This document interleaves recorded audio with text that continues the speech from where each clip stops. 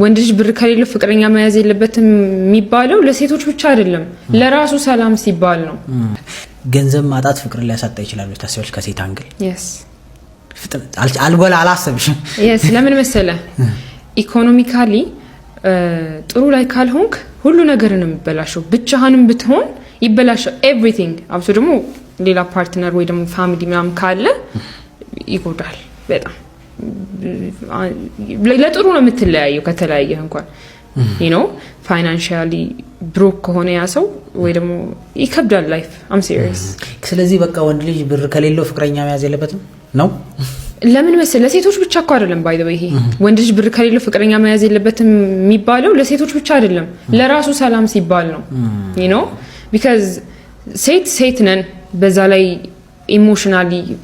በቃ ኢሞሽናል ምናምን እና አንዳንዴ እነዛን ነገሮች ሃንድል የምታረግባቸው ወይዎች እኮ አሉ you know ብዙ ብር ይኖርህ አይደለም በቃ